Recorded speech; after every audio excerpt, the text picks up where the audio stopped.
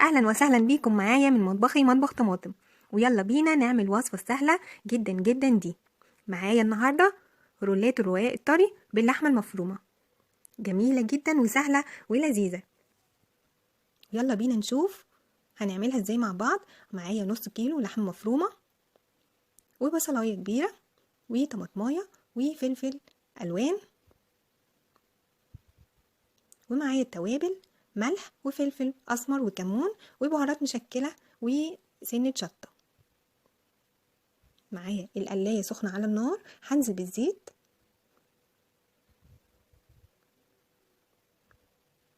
والبصل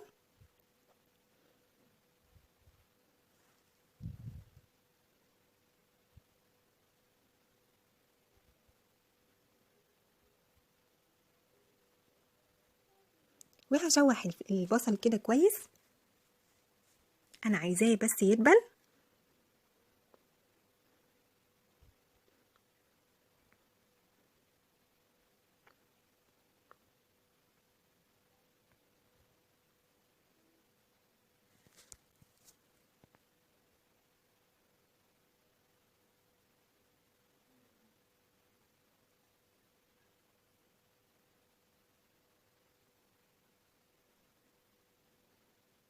خلاص دبل معايا البصل كويس،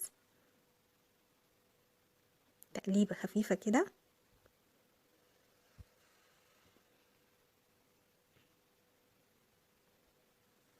وهبتدي اضيف اللحمة المفرومة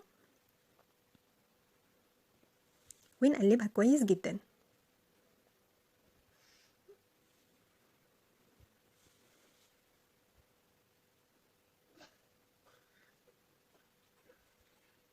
مش هضيف اي حاجة خالص غير لما اللحمة المفرومة تستوي نص سوا.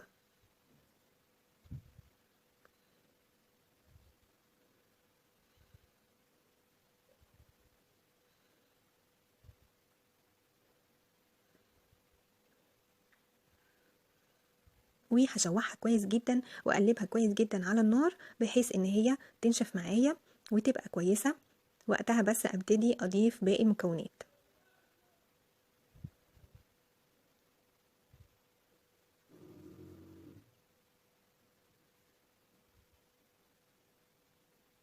اتشوحت خلاص اللحمه المفرومه معايا زي ما انتم شايفين كده. هبتدي بقى اضيف المكونات. معايا الطماطم والفلفل الالوان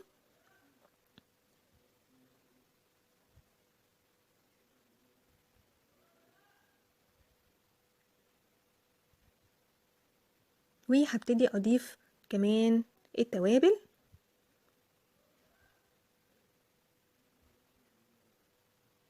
واقلب بقى تقليبه كويسه جدا علشان كله يتطعم مع بعضه وكله ياخد سوا كويس جدا على النار.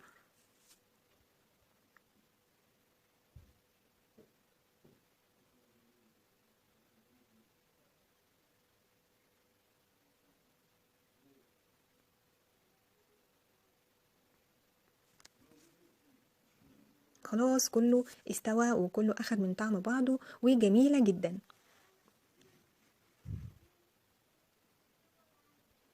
خلاص كده هبتدي اطفي واشوف معايا الرقاق الطري والخلطة الجبارة اللي عملناها مع بعض خلاص بردت. ومعايا كمان الزيتون المخلي ومعايا الجبنة الموتزاريلا. يلا نسمي بسم الله ونشوف هنعمل مع بعض ايه. نبتدي نحط الحشوة على الرقاق.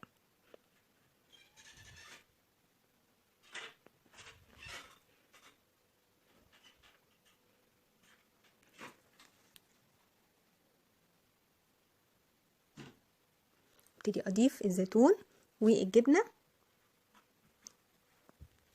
وهلمها من الجناب كويس وهقفلها.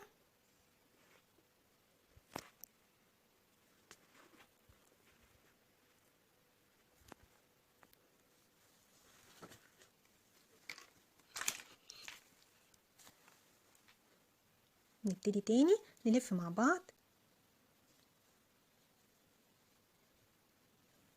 احط الحشوة كده افردها كويس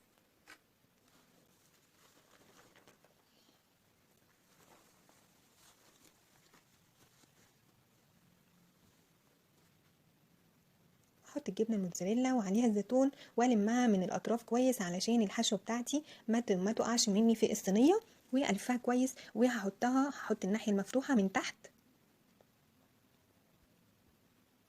طريقه سهله جدا وبسيطه ومكوناتها كمان بسيطه، والنتيجه جميله جدا.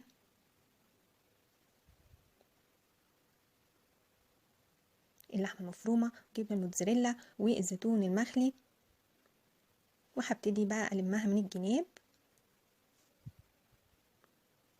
وألفها كويس، والناحية المفتوحة من تحت.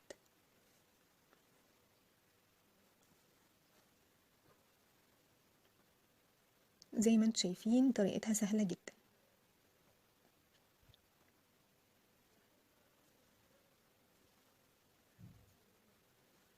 بنضيف الحشوة والجبنة الموتزاريلا والزيتون المخلي، ونلمها من الأطراف ونلفها كويس جدا.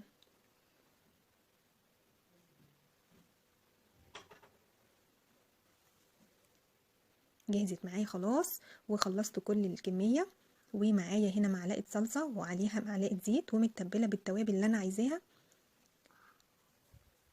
وببتدي أدهن وش الرقاق كده كويس.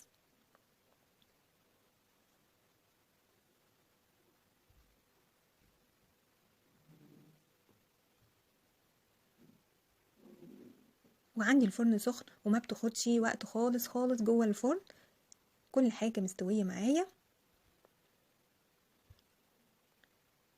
وابتدي اضيف على الوش كده جبنة موتزاريلا،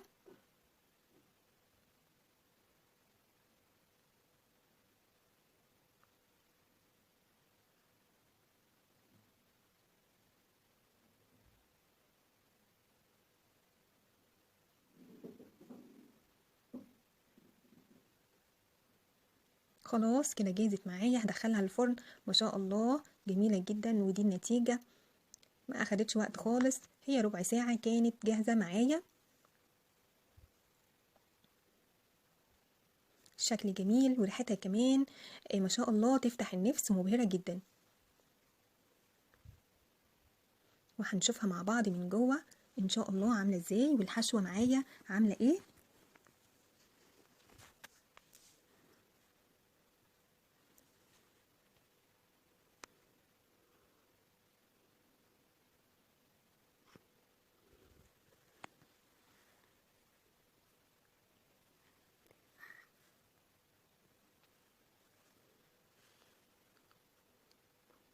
ما شاء الله يا جماعة جميلة جدا، وشكلها كمان مشهي. ونفتحها من جوه ونشوف الحشوة والألوانات الجميلة الخطيرة معايا عاملة ازاي. ما شاء الله حاجة يعني تفتح النفس، جميلة جدا. ويا رب تكون الوصفة سهلة، وإن شاء الله الفيديو يكون عجبكم. وما تنسونيش تدعموني في اللايك والشير والاشتراك في القناة. يا ريت تجربوها وتقولولي، ومستنية تعليقاتكم. شكرا ليكم والسلام عليكم.